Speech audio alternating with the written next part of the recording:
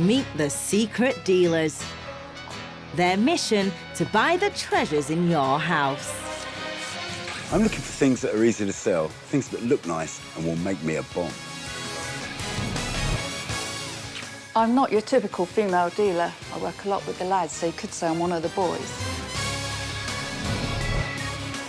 I'm quite happy to spend £50,000, £60,000 on one piece.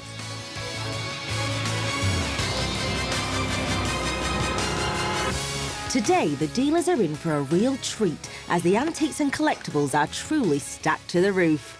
Oh, gosh. I could well be spending several thousands of pounds here. There looks like quite a lot of jewellery here. There is a lot. Blimey. Gold upstairs. And that's where I'm going. There are going to be some epic battles between our dealers. There better be something down there, Timothy. Otherwise... But the homeowners are ready for them. Ooh, we are shrewd. If I don't like them, they don't buy it.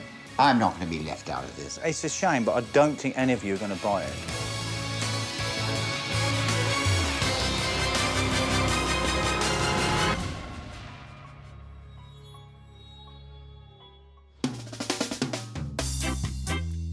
This historic 15th century house is crammed full of antiques and is home to Neville, a retired architectural salvage dealer. He's stuffed former shop premises on the ground floor with old stock. But upstairs, there are some exceptional antiques which he has loved and cherished. However, now it's time for him to move on. But it's all about a new beginning for me. I've got a 7-month-old boy, and I'm going to my home in Wales, which is my heritage, so it's time to sell everything. However, parting with his treasured possessions is not going to be easy. It's always painful selling anything. Always has been. It's almost like a love affair. When you see something, you really want it, and then you ignore it after a while, and then somebody comes after it again, and you're hot on it. Hardest of all will be saying goodbye to his beautiful English oak furniture, including this 18th century gate-leg table and this 250-year-old bureau. These things are memory holders. I always think that every time I sell something, I sell part of me. So will he want to sell this good-looking Victorian mahogany wall clock, which is bound to attract the dealers? I don't really want to sell anything. I've never wanted to sell anything. Neville could be a tough challenge for our dealers. Oh, come on, lads. All right. OK. Oh, this is completely different. Well, this is an old house, Christopher. I wonder if the contents are similarly old. Let loose in this fascinating house are secret dealers Karen... House or shop? This is a new one for me. David... Extraordinary property. And Christopher. Right, what an interesting house. They have no idea what they'll find. They have just an hour to place secret bids on what they want to buy. Straight away, Neville's oak gate-leg table is spotted by David.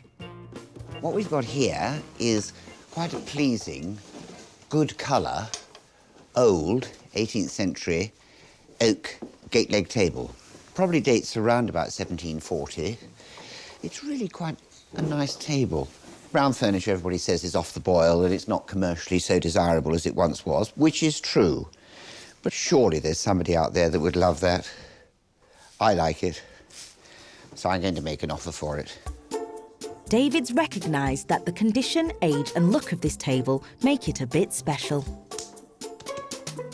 Here's a nice wall clock. Another special item which hasn't gone unnoticed is Neville's mahogany wall clock. Originally probably would have been in servants' quarters. It's got an inscription, Robert Molyneux, the maker, London. This is the sort of thing that the Americans love buying because it has that quintessentially English look. Nice Roman numerals, nice condition, and I'm going to leave a bid on it. It seems there are plenty of genuine, interesting and high-quality antiques for the dealers to bid on today. It's just a case of finding them amongst all of Neville's architectural salvage. Hiding downstairs is another piece of oak furniture. Now, this has been highly waxed. Not as old as it looks, but still what they call a joint stool. so-called a joint stool because of the pegs in the construction. Rather than dovetails, we've got pegs. Probably a replaced top. This type of small table design originally dates from the 17th century, but it's been copied by furniture makers right up to the 1920s, and when it was made, can have a big effect on the value. It could be a bit of stock for me. So I'm going to put a bid. All the dealers are bidding on Neville's furniture, and the old oak bureau, which he loves, has caught David's eye. I've just found what is really quite a nice 18th century oak bureau. And when you open it up, there's a nice feature. It has a lovely stepped interior, and then it's got this nice little well inside. It's really quite a pleasant little piece of furniture, isn't it? So, at a price, I'd be very happy to buy that. So, there's another offer. Over half the hour has gone. The bids are stacking up. And it looks like Christopher is going up against David for Neville's 18th century gate-leg table. This is the sort of patina that you actually just can't fake. It's still got the original handle where the handle has knocked on the oak surface and caused this indentation. That's taken 200 or 300 years for it to get like that. It's in nice original condition, and that's its appeal. That's 2 bids on the table. Right, my attention is drawn straight away to our Christopher's bid. And unbeknown to him, Christopher has helped Karen find the Victorian wall clock. OK, if we look at the interior and the movement in there, we can see a nice fusee movement. Very, very nice quality clock, that, actually. Right, I'll put Christopher's bid back on there, so that's the 2 of us. Hi, Karen. How are you getting on? It's great. What do you think? There's a lot of quite quirky little bits and pieces, Yeah, aren't there? One or enough to two of interest which you. I'm hoping you're not going to notice, but chances are you will. Your cards are quite bright, and you And- can't really miss them. Well, 2 can play at that game, and David is following Karen's trail through mountains of Neville's old stock. I see she's made a bid for that stool, but this is not a period one. It's a 19th century stool. But go on, Kaz, you've had a bid, Karen. I'll give you a bit of competition. Just for fun. David could face some stiff competition himself for the 18th century oak bureau he likes so much. This is something I'm going to definitely leave a bid on, and I see David has already left a bid on it. So here again, I think there's going to be a bit of a bidding war on this one. The real battle, though, might be overcoming Neville's sentimental attachment to this historic piece of furniture. It's been well loved. Neville's house might be packed to the rafters with all sorts of quirky and interesting artefacts, What do you think? Something in the city? but it's his precious pieces of English antique oak furniture that are getting all the dealers really excited. Oh, that is gorgeous. And Karen is also after his gate-leg table. This has got the most glorious patination on it. It's beautiful. That is, might be owning it bid, I think. All the dealers want it, but we'll find out later if any of them can tempt Neville to sell. The hour is nearly up. The dealers are still finding lots they want to buy, and there's plenty of competition for the best items. And Christopher and Karen's bids on the wall clock have not gone unnoticed by David. It's actually quite a nice clock. Very clean face. So I will make a competitive bid for the clock. All the dealers have thrown their bids into the ring for the clock, and there's just time for Christopher to make it a full house on the joint stool. David thinks it's 19th century, but Christopher reckons it's even older. These are known as joint or coffin stools, 18th century, and would have been made originally to be used in a church for putting a coffin on during a funeral service. I see that Karen and David have already been in this room and left a bid on the coffin stool. Who am I to be left out? The secret dealers have been let loose in a fantastic salvage treasure trove and have uncovered a wealth of classic antique furniture. Whoever lives here has got a lot of good taste, I have to say. I could well be spending several thousands of pounds here. It's going to be interesting to see what deals we can do with him. In order to buy anything, the dealers will have to be on their best behaviour, as Neville has one rule when it comes to selling. If I like the person, I'll sell it. If I don't like them, they don't buy it. And Neville has the secret independent valuations to help him negotiate the best prices. So time to find out how much money is on offer. In this envelope is the total amount you would get today if you sold everything at our highest offers. 6,331. It's interesting. Well, let's try and do some business. Right, OK. Great. First, it's the joint stool, which all three dealers want to buy, but they disagree on almost everything else about it. I take the opinion that it's 18th century, but I think the carving is later. It probably is either very late 19th century or it might even be early 20th century, 1920s. This particular one's obviously had a bit of elbow grease on it. I think we've all got probably slightly different opinions as to the age of it. David, I know you think it might be 19th century. It is 19th century, and it's got a later top as well, so the top's been replaced subsequent to that. And all that is very much reflected in my offer of £48. Right, OK. Gosh. I have a different opinion. Yeah, well, I hope so. I have valued it as hopefully 18th century, and my offer is £100. All right. I think it's a period stool, the base, and I think the top's later, but still about 100 years old. That's where I am. My bid is £110. Right. Neville, you're looking frightfully gloomy. David, are you going to cheer Neville up by making a world auction record bid for a 19th century oak joint stool? In my opinion, stools of this genre, period, style, type, go through auctions all day long at £40 or £50. So I'm sticking at my bid. Are you? Neville, hold your horses. This could well be your lucky day. I'm going to increase my offer to £140. OK. £160. 170.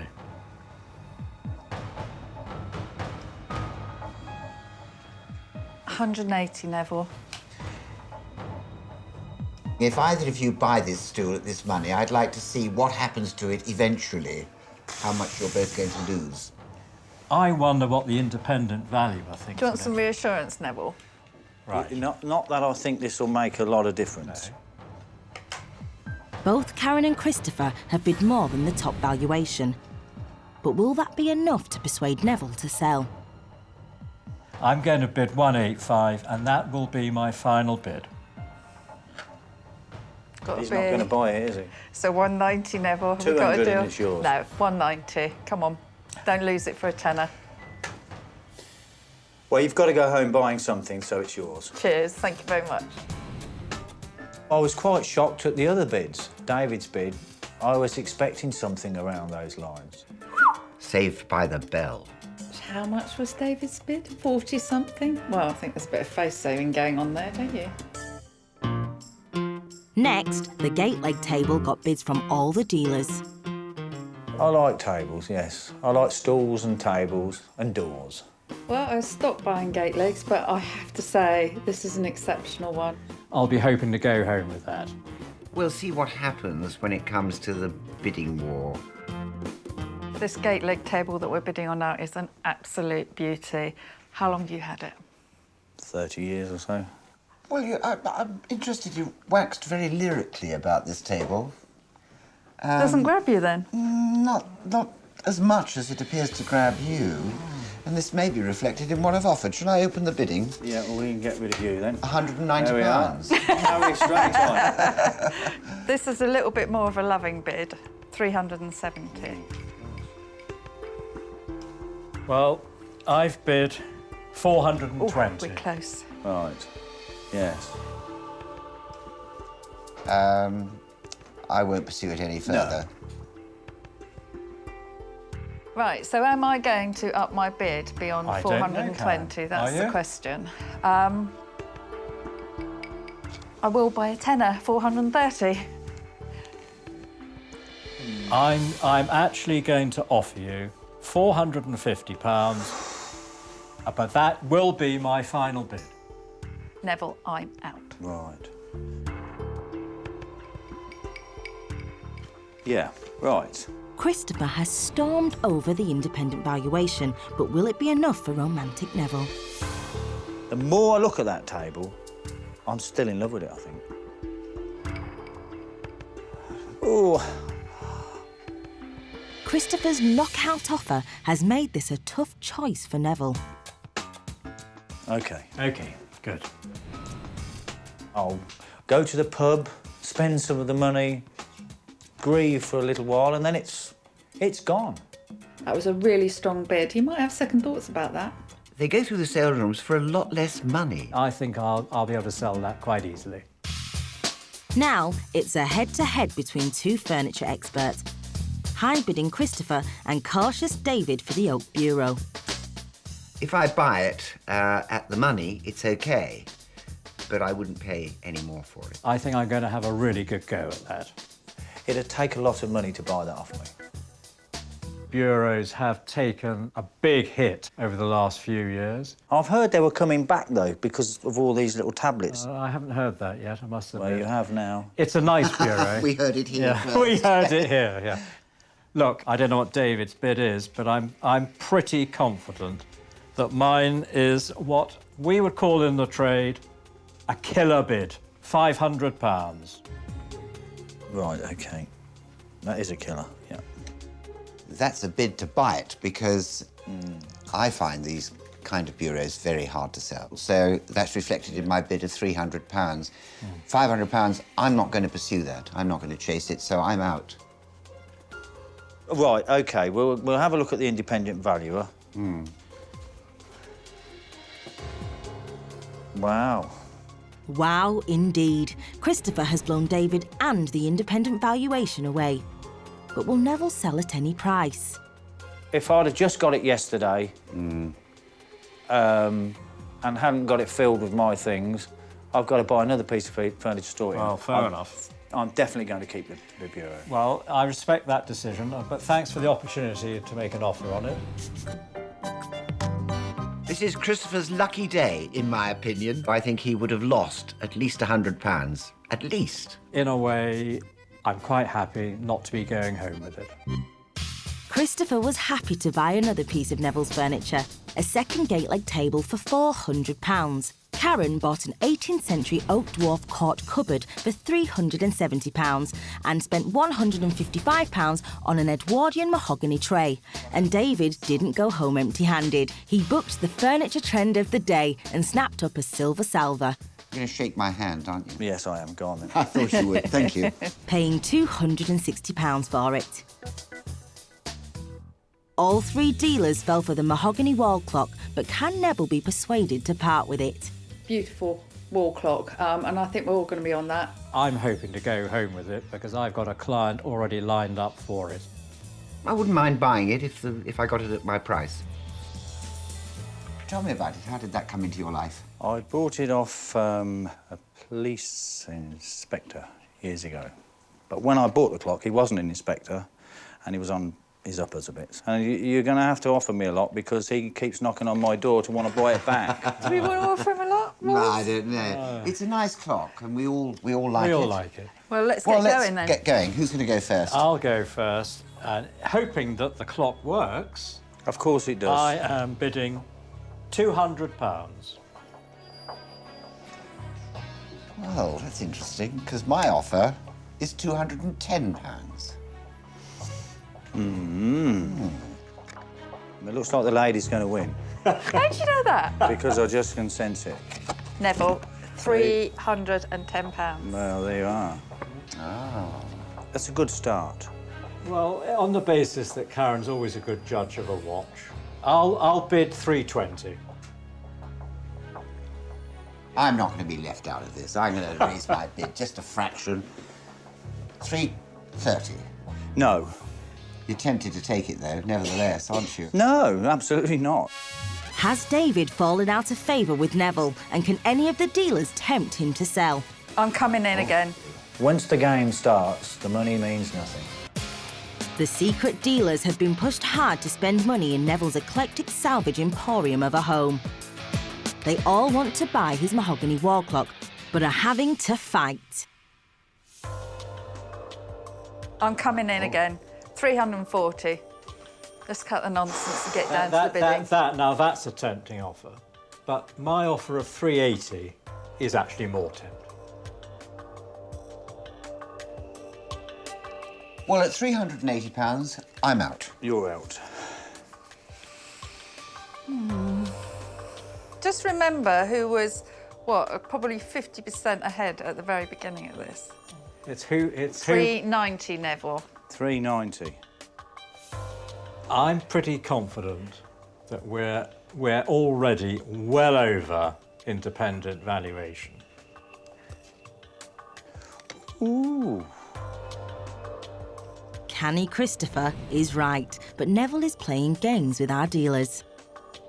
Would you buy it for what the independent valuer says? Would you take the gamble and pay more money, or would you go with the valuation? Let me put it this way. I don't need to see the independent valuation to bid you £400. Right, well done. And where are you? 450? 390, and I'm sticking, so it's just you and Christopher. OK. It's a shame, but I don't think any of you are going to buy it, because the valuer is pretty good. But are you... Well, I stand by my offer of £400. Crafty Neville is trying to trick Christopher into paying more. 450 and you'd buy. I've made my offer. Well, I'm sure my daughter could use this money for... yes. It's yours. OK, £400. Yes. OK, so we have a deal. Thank you. £400? Well, it's a nice item. I hope he's got plans. The smart dealer knows when to back out, let me tell you. It's a nice thing, and I think I'll be able to sell that quite easily. So who's right about the clock? Find out later. Neville has got top prices from the dealers today, so how much of their cash will he be pocketing? £3,610. Thank you very much indeed. Thank you very much. Thank you. You pleased with that? Well, it means I've got a bit more space to put more things in. The secret dealers have spent over £3,500 already today. So can Simon, Mark and Tim do any better? They're off to a house dripping in a wealth of gold, just what our gentlemen dealers love. Gentlemen? I never call us gentlemen usually. I like that terminology, gentlemen. So do I, yeah. That's very good. For the next hour, there is only one thing these three gentlemen will be concerned with: making money. There looks quite a bit of stuff in here. As ever, Mark's after gold and jewellery and has gone straight to the bedroom. There looks like quite a lot of jewellery here. There is a lot. Blimey. These are sectionalised drawers. So I'm going to take out each section.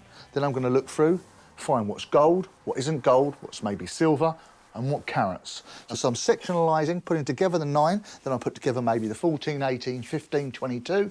Then I can write out a price for it. But I have to sort first. If you don't sort it, you're not going to get it right. And it only takes one chain in there to be plated, rolled gold, and you've lost all your profit. So you've got to get it right. While Mark gets busy getting little piles of gold to bid on, Simon's just getting started with a Wedgwood Jasperware tea set. It's actually quite nice quality. We've got the cups and saucers here, all a similar age. In fact, this one is dated 1954. I have to say it's a very, very good year, 1954, because it was the year I was born. So I'm giving my age away there. Don't worry, Simon, you're not an antique yet. But then, neither is this tea set. What I would do with it is I would just stick it straight in an auction and hope to get a profit on it. So, there you go. The secret dealers often say every piece can tell a story. Ah, dear old Clarice. And Tim has lots to tell us about a piece of Clarice Cliff he's found. Her most popular design, crocuses. You know, you can't go wrong, can you? So I'm going to leave a cheap bid. One of the first things I ever bought in a charity shop, Clarice Cliff crocus cake stand, 25p. You see, that's when you could buy it cheap. And I was 9 years old. I got £15 for it. And you see, there you go. I've been doing it ever since. They start young in this game. So we can... Mark's thoroughness checking the jewellery is proving time well spent, as he's discovered a gold watch with a rolled gold strap. Wristwatch here, ladies. We can just have a look there. 1/10 rolled gold. The actual strap is base metal, but laid onto the top of it is exactly 1/10 of gold. And the reason I'm using the word rolled, because it's been rolled around the base metal, but it's only 1/10 gold. So by law, this cannot be sold as gold, because it isn't. As the case of the watch is gold, Mark adds it to a group of 9 carat he's already made and bids on that. It's not taken Simon long to whiz through what's on display downstairs. But there's another room in there and there's a room upstairs. And Mr. Stevens is up there and he's very quiet. And that can only mean one thing. G-O-L-D, gold upstairs. Let's go and have a look.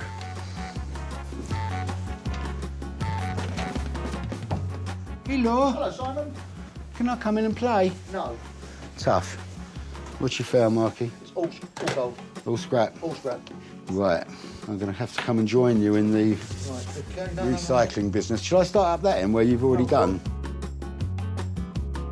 Simon gets to work weighing and bidding on piles Mark's made.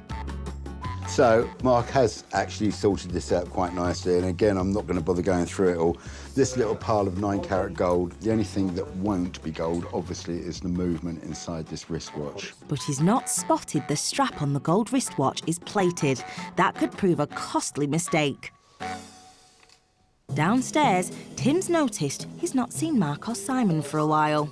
That means one thing. There's gold in them there hills. And that's where I'm going. It's me. Come on, Look, Tim, join the party. No, this is the gathering of the clan. Please. Right, lads, you've come in here now. You've seen all the work I've done. You're harassing me. I'm trying to... Harassing? Harassing. Calm down, dear. Mark, there's some nice gear downstairs. Fabulous down there. Oh. Tell you what I'm going to do. I'm going to give you the benefit of the doubt. Simon and Tim. Yeah, yeah. I'm going to go downstairs and have a look. And there better be something down there, Timothy. Otherwise, I'll cry. I think we can expect tears. Oh. Having got rid of Mark, Tim and Simon make an interesting discovery about another drawer full of jewellery. On your satellite telly, when you go through all the channels, you'll see quite a few channels that are dedicated to jewellery. And really, some of them do sell what one can only describe as inferior quality items. Just use this one ring as an example. Now, I've no idea what that ring cost, but you can just imagine them selling it. They would give this the full sell. Absolutely. They would tell you these are graded diamonds, they would tell you these are sapphires, and that they are industrial stones at the very best that you can pick up in the trade for next to nothing. Well, they're what we call sweepings up off the floor. Absolutely. They're just chips.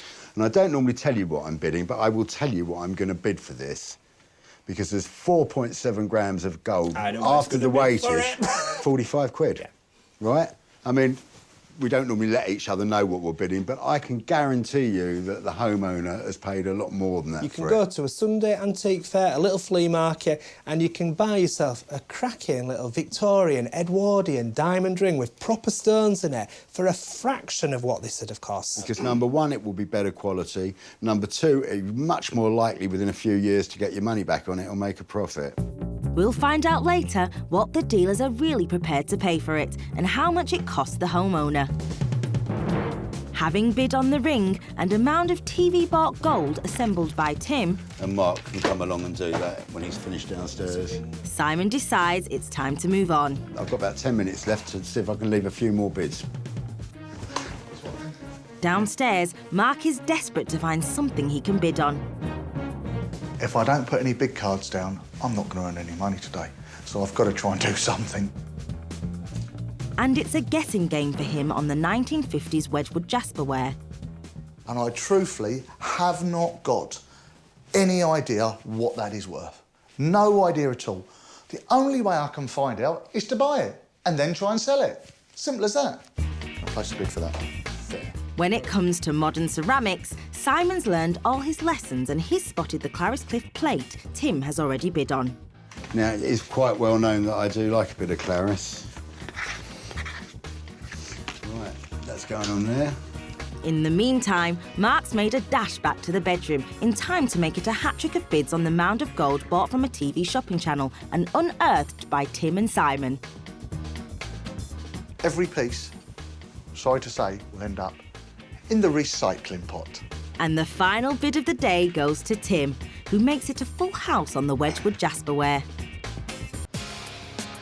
The secret dealers have been hunting down treasure and leaving dozens of bids in this house. I always walk in a house with an open mind and a deep pocket. And we will have spent some money, which is why we're here. But they've not met homeowners Sylvia and Mark yet, who have a very special reason to sell, sell, sell. Mark was very, very ill last year, very ill. So my priorities have changed so much. No, holidaying is where we want to spend a lot more money. So anything that's coming in, it's getting booked on holidays. But even though they're itching to book their next trip, they won't be pushovers when it comes to the bidding. We are shrewd. We know the value of things there, although we want to move on. We'll give it away for nothing. So just how much of the dealer's money could Sylvia and Mark put towards their travels? And inside this envelope is our highest bids, and that's what you could earn today if you were to accept them. Go for it. Right. Go. £2,870. Wow. Okay. What I have to do now is try and spend some of that money with you, and the only way we can do that... Let's do some deals. That sounds a good idea. Fantastic. First, it's a head-to-head between Clariscliffe fans Simon and Tim for the Crocus patterned plate. It will be sad to let it go, and I'll want good money for it. Yeah. How did you come to get this one? I used to go around some markets, Covent Garden in particular. Oh, I used to do Covent Garden Market. Where was the stall? Middle Aisle. I bet it's me, you know. You're responsible, Vic. It's the only one I've ever seen there. Shall I go first, Tim? You go first, yeah? Well, I think your plate today is worth £30. Okay, fair enough. I think your plate today is worth £20.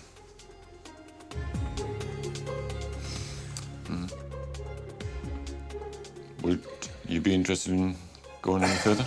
I'm bowing out.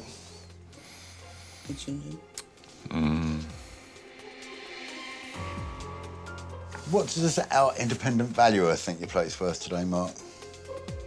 Both dealers were right on track, but can Simon be pushed higher? It's one I've only ever bought. £35. Come on, let's have a deal. Shake my hand, £35 mark for the Clariscliffe plate. I bet it shows you a profit, doesn't it? Go to 40 and we got a deal. God, you're a hard man. Shake my hand, £40. I've just paid £10 too much for it. Well done. They got a fantastic deal. I don't think you'll get a profit either. So if you see it on my stand at an antique fair and you think it's expensive, you know why. Blame Mark and Sylvia.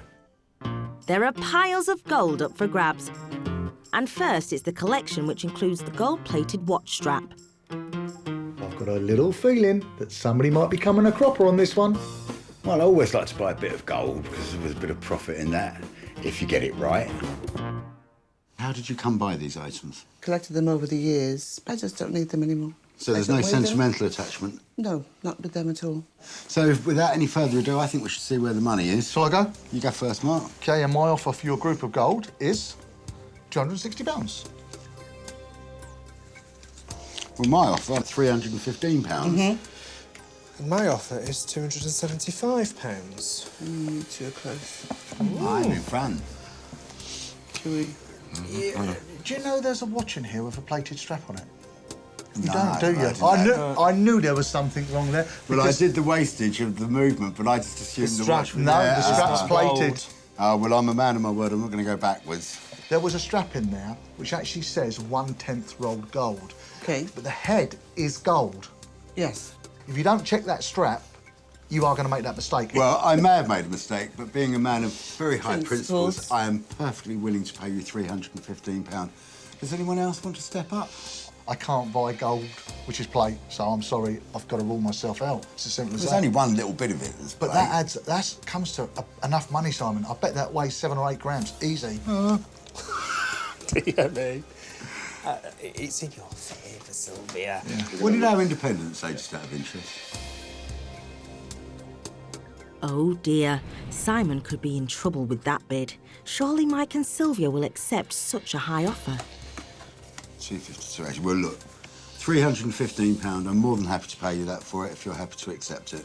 Okay. Have we got a deal? Yes, please. Shake my hand. Thank you very much, Sylvia. Thank you. I think that's very. Gentleman. I think that was a gentleman. A very honourable thing to do, Simon. Well, if it wasn't on television, I wouldn't have done it, but, you know. I've got a bit of gold, but I think I've got a bit of plate in there as well. Sylvia and Mark, you got a fantastic price for that lot. You should think yourselves very lucky because it was well over the gold price. We're happy with that. We'll find out later just how much of a mistake Simon has made. Next, it's the Wedgwood tea set. Will he bid over the odds yet again? I've left a cheeky bid, and I don't think I'll buy it for what I've left on it. There was so little in the house for me that I had to bid on the Wedgwood tea set because I've got to try and earn some money. What can you tell us about this? We bought it about 20 years ago, but now it sort of sits in the cupboard, so... Never used.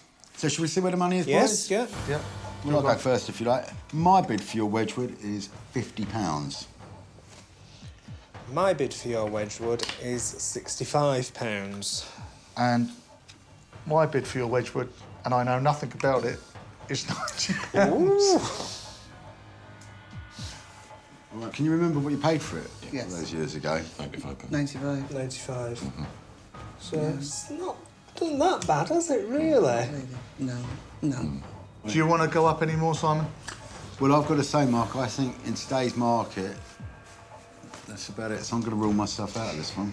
And I'm going to rule myself out as well to the international Wedgwood buyer that is in our midst. These boys are so nasty to me. Mark, in your hand, you've got the independent valuation for the piece. Why don't you have a look at that and see what he thinks it's worth in today's market? Mark plucked a figure out of nowhere and it's spot on. But will it be enough to satisfy Mark and Sylvia?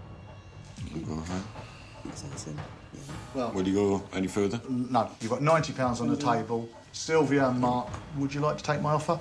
Don't know. Hold on to it. Yeah? Yeah. Yeah.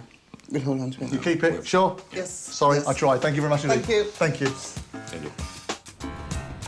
We were surprised the price had come down to what we paid for it over 20-odd years ago. Personally, I think they should have bit his hand off for it. I was delighted they didn't sell it to me. Thanks very much. Mark and Sylvia also decided to hang on to a 1960s Russian lacquer box Mark offered £70 for. Mark also made the top bid for the sapphire and diamond ring Sylvia bought from a TV shopping channel. Would you take 60? No. No, it's no. Yes. way off. Can you remember what you paid for it? It's either 100 or 150. Mark's offer of £60 is much less than Sylvia paid, and she opts to keep it.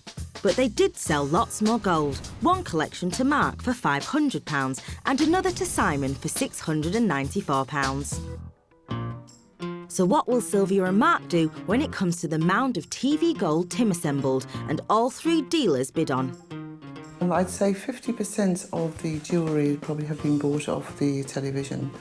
There's various items in there, but every one of them is going to go into the recycling pot. I think you've been watching quite a bit of TV lately, haven't you? Yes, I thought as much, yes. Well, let's hope you can get a profit on what you've paid for it then. Because gold has gone up quite a bit over the last few years. Yes. But I happen to know that some of those shopping channels aren't that cheap. So it depends, doesn't it, on...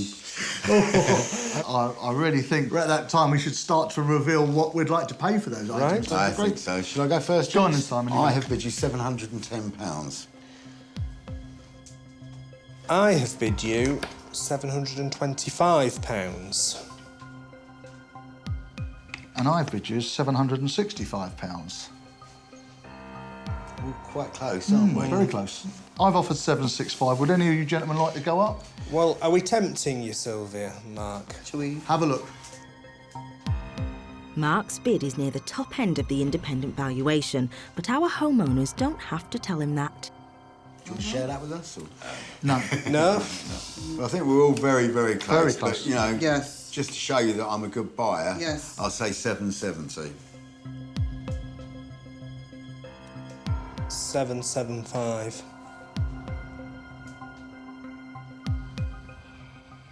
£780, but I really think that's kind of where I am. I mean, it's up to you, Simon.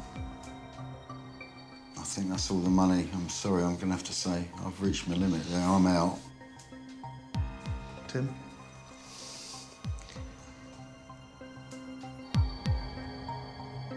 I'll just throw another fiver in 785.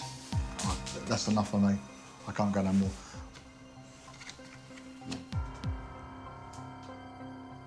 Take it. Okay, we'll accept. We've got a deal there, Sylvia and Mark. Yes, you have. That's £785 in that holiday fund. Thank you. Well done. There is a profit in it, but it will be a very, very small profit. I think the profit is literally £5 or £10. It is that close. The dealers have been pushed to the limit by Sylvia and Mark. So just how much cash will they have to book that next all-important holiday? You have managed to extract from us today £2,414. Thank you very much indeed. Wow. Well done. It's been a tough day for the secret dealers, and they all thought each other were paying too much. I don't think you'll get a profit either. You might have second thoughts about that. Because it was well over the gold price. And it looks like they were right. So far, none of them have made any money. Karen hasn't sold anything she bought yet. Christopher loved the gate leg table so much he gave it away as a present to his mother-in-law. Nice to have the opportunity. He was confident he could sell the Victorian wall clock, I've got a client already lined up for it. but it's not sold yet. A smart dealer knows when to back out, let me tell you. Simon knew he paid over the odds for the gold, I think I've got a bit of plate in there as well. so he's hanging on to it, hoping the gold price goes up. And even he knew he might have a problem with the Clariscliffe plate. I probably paid a little bit too much for the crocus plate. But guess what? He managed to sell it to a collector and broke even. Got out of jail there. Perhaps the dealers will have better luck next time. Have I had a good day? No.